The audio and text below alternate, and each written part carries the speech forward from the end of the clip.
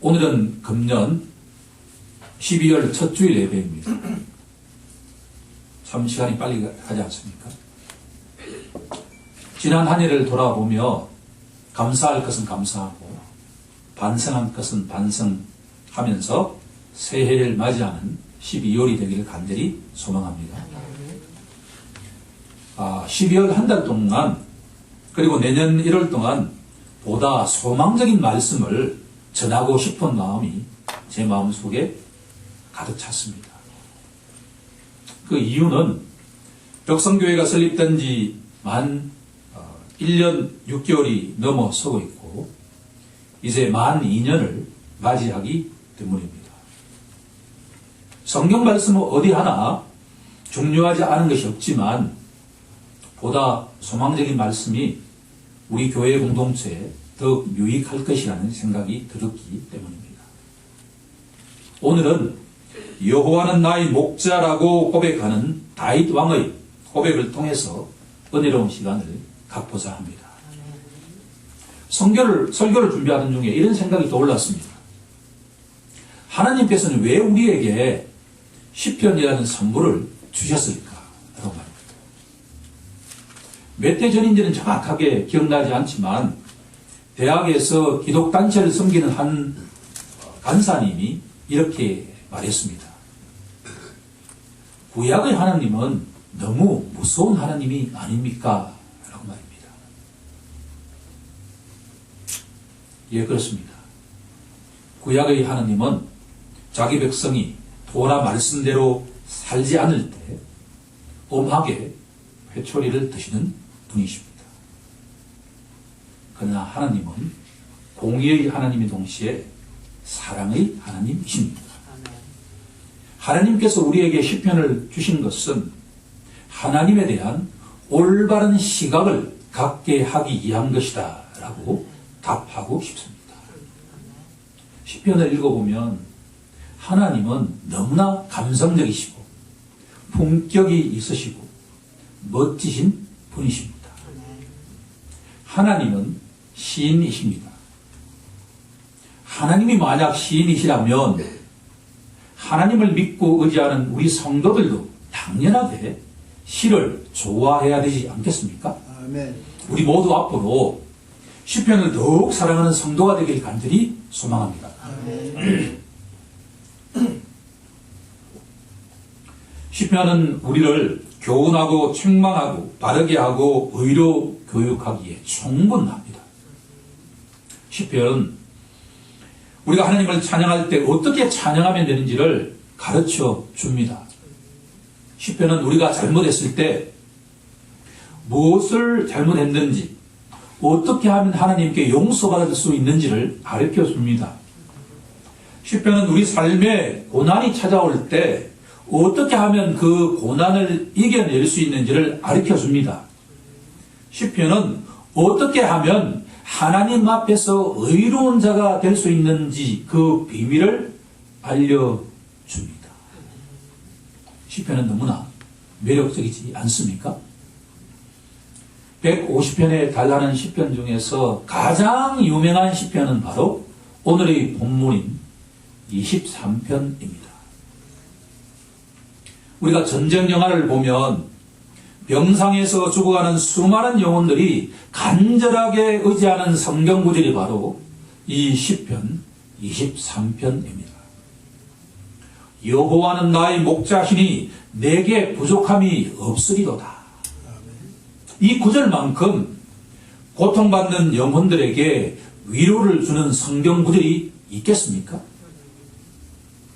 천지 만물을 지으신 하나님이 스스로 존재하시는 하나님이 한 영혼을 눈동자처럼 지켜주신다고 말할 때 그 고통받는 영혼에게 위로와 평강이 임하지 않겠습니까? 시편 23편의 주인공 다윗 왕은 이스라엘 백성들에게 성군 중의 성군으로 칭송을 받고 있습니다. 다윗은 10대에 이스라엘의 왕으로 기름 부음을 받았습니다. 이후에 다윗은 이스라엘의 통일왕국을 이룬 성군이 되었습니다. 하지만 사탄의 미혹에 빠진 다윗은 한순간에 음행과 살인죄를 저지른 다음에 그 집안에 불행이 떠나지 않았습니다. 다윗은 이 땅에서 가장 파란만장한 삶을 살았던 대표 주자입니다. 이 시편을 쓸 때 다윗의 나이는 이 땅의 장막짐을 떠날 정도의 노년이었던 것으로 보입니다. 다윗은 지난 시절을 회고하면서 이렇게 고백하고 있습니다. 여호와는 나의 목자시니 내게 부족함이 없으리로다. 오늘 다루고자 하는 내용은 세 가지입니다. 첫 번째는 여호와는 나의 목자라고 고백하는 뒤에 또 다른 고백이 숨어 있다라고 하는 것입니다. 우리들은 그것을 찾아내는 것에서 시작해 보고자 합니다. 두 번째는 여호와는 나의 목자라고 고백할 때 그 내용에 관한 것입니다. 오늘은 풍성한 삶과 안전한 삶이라고 하는 두 가지 관점에서 내용을 다루어 보고자 합니다. 마지막 세 번째는 여호와는 나의 주님이라고 고백할 때 그것이 의미하는 내용에 대한 것입니다. 지금부터 하나씩 살펴보고자 합니다. 첫 번째로 주님은 나의 목자라고 고백할 때 그 고백 속에 중요한 고백이 숨어 있다라고 하는 겁니다. 그것은 바로 다윗 자신이 여호와의 양이라고 고백하고 있다라고 합니다. 어린 시절에 제 부모님의 눈에 제가 양처럼 순종적인 아이로 비추어졌던 것으로 보입니다. 선친과 어머니가 나를 그렇게 부르시던 목소리가 지금도 생생하게 귓가에 들리기 때문입니다. 하지만 우리 문화에서 말하는 양과 중동 지방에서 바라보는 양에 대한 의미가 너무 다르다라고 하는 겁니다. 중동 지방에서 가장 심한 욕이 무엇인가 하니 양 같은 놈이라고 이야기할 때라고 합니다. 왜냐하면 중동 지방에서는 양에 대한 이미지가 너무 나쁘게 형성되어 있기 때문입니다. 그 이유는 양의 특성에 있었습니다. 첫 번째로 양은 불결하기 짝이 없는 동물이었기 때문입니다. 두 번째로 양은 고집이 심하기로 유명한 동물이었기 때문입니다. 세 번째는 양은 앞을 잘 보지 못하는 눈을 가지고 있었기 때문입니다. 앞서가던 양들이 절벽으로 떨어지는 경우에도 양은 그것을 알지 못하고 그 뒤를 쫓아가는 동물이다. 마지막으로 양은 그 이빨이 튼튼하지 못해서 짐승들이 와서 해칠 경우에도 함께 싸울 수 있는 무기가 하나도 없는 동물이었다라고 합니다. 이것을 종합해보면 양은 목자 없이는 단 하루도 살아가지 못하는 연약한 동물의 대명사였다라고 합니다. 다윗이 여호와는 나의 목자라고 고백할 때 다윗은 주님 없이는 단 하루도 살아가지 못하는 연약하고도 무력한 존재다라고 하는 것을 자신이 고백하고 있다라고 합니다. 한편 양측의 입장에서 이 구절을 바라보면 어떻게 해석해야 될까요? 목자는 오늘날의 용어로 말하면 3D 업종에 속했습니다. 남자 형제 중에서 목동 일을 하는 형제가 누구인가를 조사해보면 대부분이 막내가 그 일을 담당했다라고 합니다. 왜냐하면 철이 들기 시작하면 목동 일이 얼마나 힘든 일인지를 잘 알았기 때문입니다. 2세의 가정에는 8명의 형제가 있었습니다.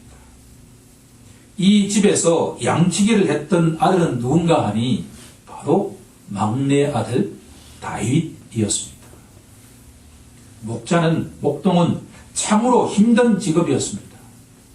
낮에는 좋은 풀과 물을 얻기 위해서 계속 이동해야만 했고, 밤에는 사나운 짐승으로부터 양떼를 보호하기 위해서는 잠을 설치기 일쑤였기 때문입니다.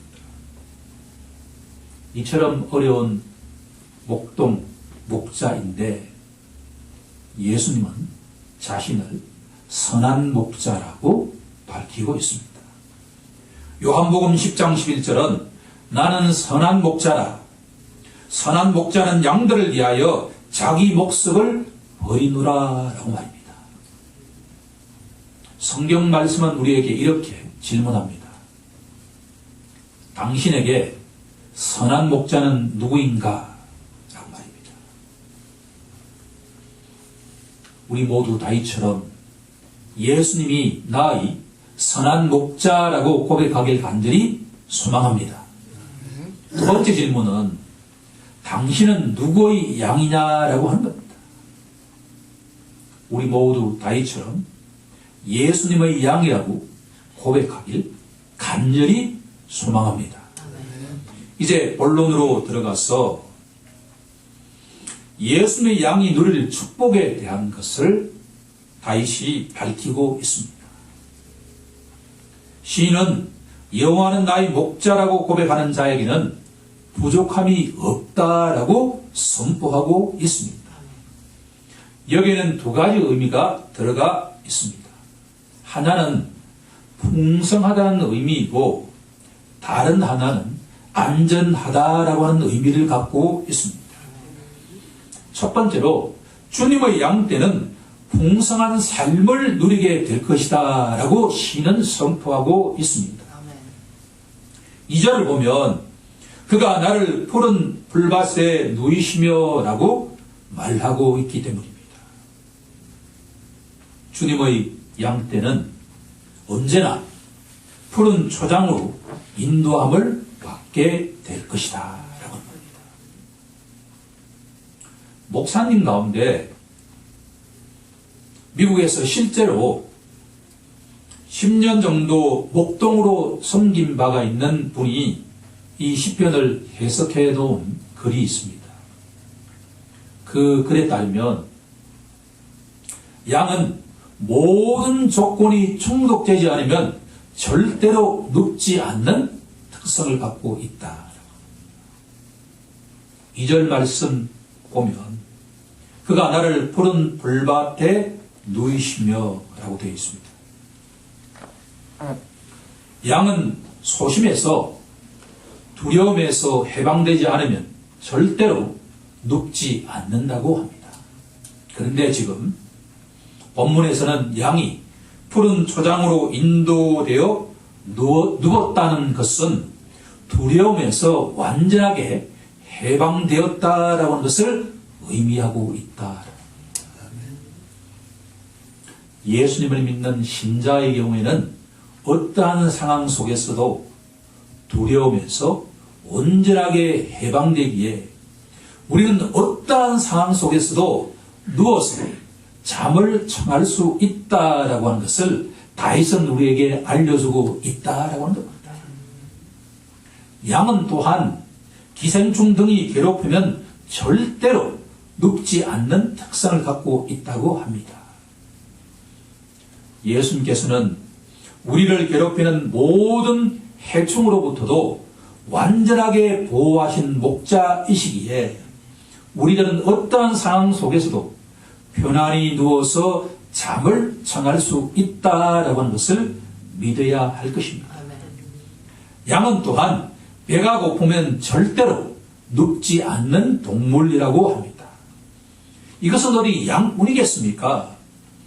우리 사람들도 배가 고프면 아무리 자고 싶어도 잠이 오지 않지 않습니까?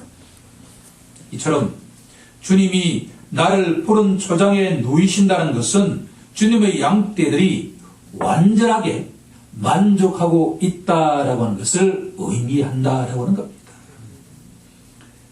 요한복음 10장 10절에서 예수님께서는 이렇게 말씀하고 계십니다. 내가 온 것은 양으로 생명을 얻게 하고 더 풍성히 얻게 하려 하심이니라. 아멘.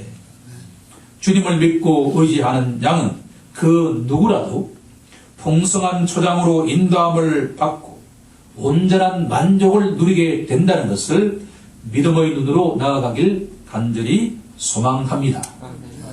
3절에 가면 그가 내 영혼을 소생시키시고 라고 말하고 있습니다. 여기서 소생시키다는 단어는 히브리어로 슈브라고 하는 단어입니다.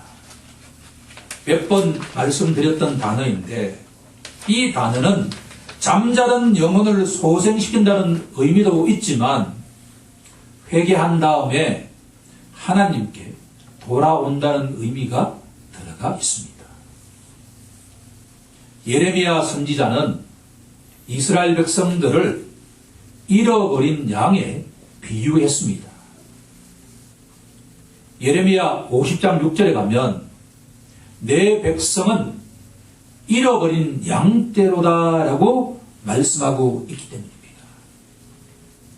같은 예레미야서 50장 19절에 가면 이스라엘을 다시 그의 목장으로 돌아가게 하리니 라고 선포하고 있습니다. 주님께서는 잃어버린 양을 찾아서 그들을 하나님 앞으로 데려가시는 선한 목자이십니다. 이어서 자기 이름을 위하여 의의 길로 인도하신다라는 구절이 나옵니다. 옛날 교회에 있던 어떤 집사님 한 분이 주일 아침에 저한테 와서 의의 길로 인도하신다라고 하는 것은 쉽게 이해가 되는데 왜 자기 이름을 위하여 의의 길로 인도하시냐라고 질문을 했습니다. 여기서 의의 길은 선한 길, 정직한 길이라고 번역할 수가 있습니다. 하나님께서는 이 다윗의 영혼을 소생시키시고 의로운 길, 선한 길, 정직한 길로 인도해 가시는 선한 목자입니다. 그런데 왜 자기 이름을 위하여 우리를 의의 길로 인도해 가실까라고 질문한다면 여호와라는 이름 속에 하나님의 성품이 온전하게 들어가 있기 때문입니다. 선한 목자이신 주님께서 다윗을 비롯한 우리 모두를 의의 길로 인도하시는 것은 하나님의 이름 석자 때문이다라고 할 겁니다. 출애굽기 34장 6절에 가면 하나님의 성품을 이렇게 선포하고 있습니다. 여호와라 여호와라 자비롭고 은혜롭고 노하기를 더디하시고 인자와 진실이 많은 하나님이시라.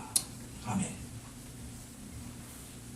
본문의 메시지는 설령 우리 눈에 거칠고 황폐한 길로 인도함을 받고 있는 것처럼 보이는 경우에도 하나님께서는 선하시고 인자하신 성품을 갖고 계신 분이기 때문에 자기 이름을 위하여 우리를 선한 길, 의로운 길, 정직한 길로 인도해 가시는 분이다라고 하는 것을 믿어야 한다라고 하는 겁니다.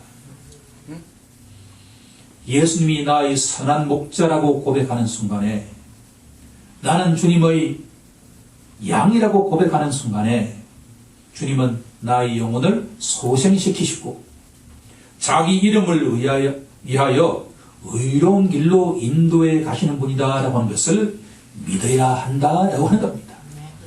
우리 모두 그렇게 믿고 삶을 살아가길 간절히 소망합니다. 두 번째는 부족함이 없다라는 이 말 속에는 안전한 삶을 보장하고 있다라고 하는 겁니다. 다윗은 그 인생을 살펴보면 죽음과 같은 상황을 여러 차례 맞이했습니다. 다윗은 이것은 사망의 음침한 골짜기라고 표현하고 있습니다. 4절에 보면 내가 사망의 음침한 골짜기로 다닐지라도 해를 두려워하지 않을 것은 주께서 나와 함께 하심이라 라고 말하고 있습니다. 다윗이 사망의 음침한 골짜기로 들어섰을 때에도 두려워하지 않았던 것은 선한 목자이신 주님이 함께 하신다라고 하는 것을 깨닫고 난 후부터였습니다. 그럴 때마다 주님께서 다윗아 아무것도 두려워하지 말라. 내가 지금 너와 함께 하느니라 라고 말씀하셨기 때문입니다. 저는 가끔 기도할 때면 주님께서 내가 너를 택하고 불렀느니라.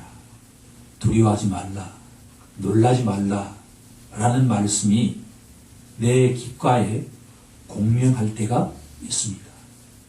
그럴 때면 내 앞에 있는 상황이 설령 두렵게 느껴지는 경우에도 그 모든 두려움이 사라진다라고 하는 것을 체험할 수가 있었습니다.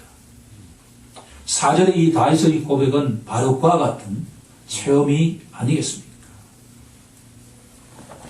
어둠의 세력이 우리를 아무리 삼키려고 하더라도 주의 지팡이와 주의 막대기가 다윗을 보호했던 것처럼 우리 한 심령도 주님께서 그렇게 보호해 주신다는 것을 믿어야 할 것입니다. 다윗을 보호하시고 용기를 주신 주님께서도 우리 각자에게도 동일하게 보호하시고 용기를 주시는 주님, 그분을 우리가 믿고 나아가야 되지 않겠습니까? 그렇게 되길 간절히 축원합니다. 세 번째로 다룰 내용은 잔치의 주인이신 주님께서 우리를 친구로 초대하신다는 내용입니다.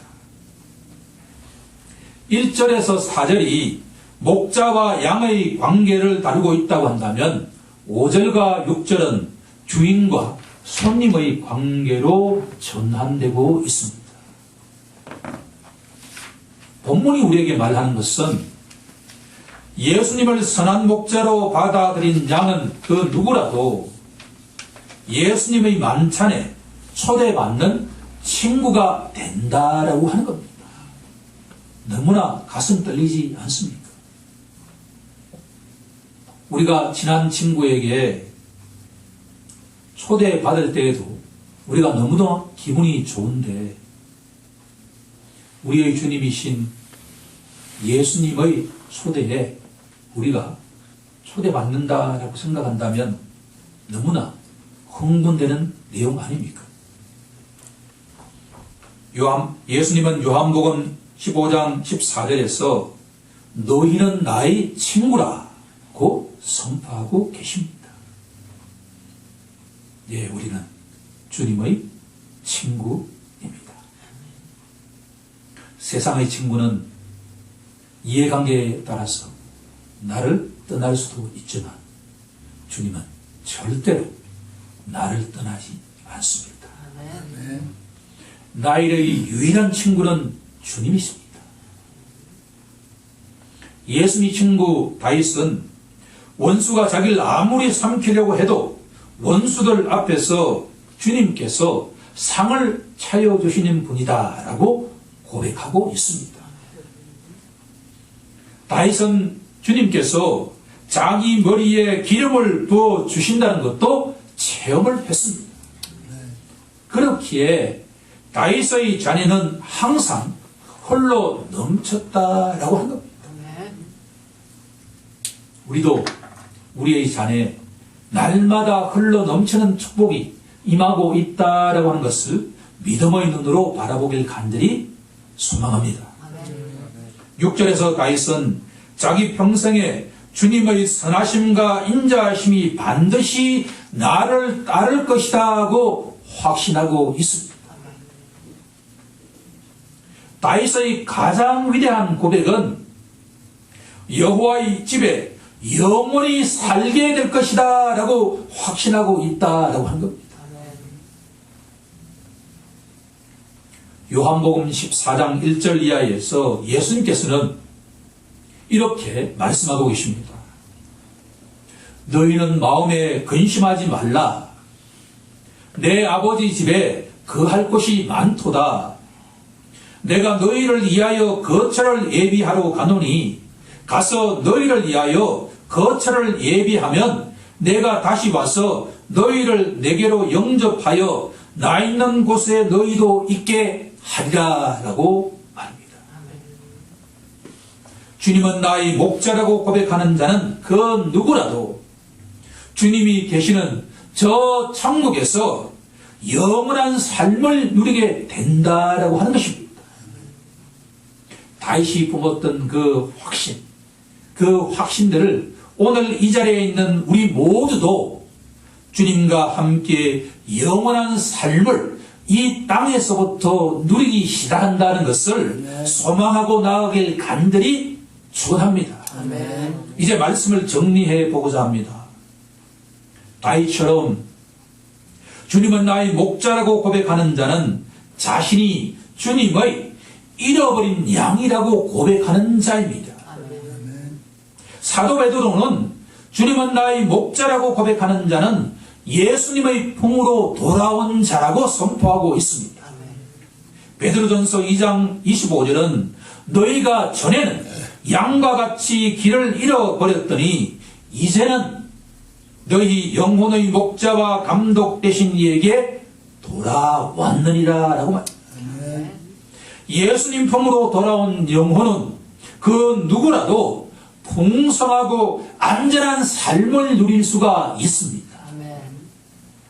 우리가 어떤 환경에 처하더라도 두려워할 필요가 없습니다. 왜냐하면 선한 목자이신 주님이 우리와 함께 하시기 때문입니다. 우리 모두 다윗처럼 주님은 나의 목자라고 고백하면서 풍성하고도 안전한 삶을 영위하길 우리 주 예수 그리스도의 이름으로 간절히 축원하옵나이다. 아멘.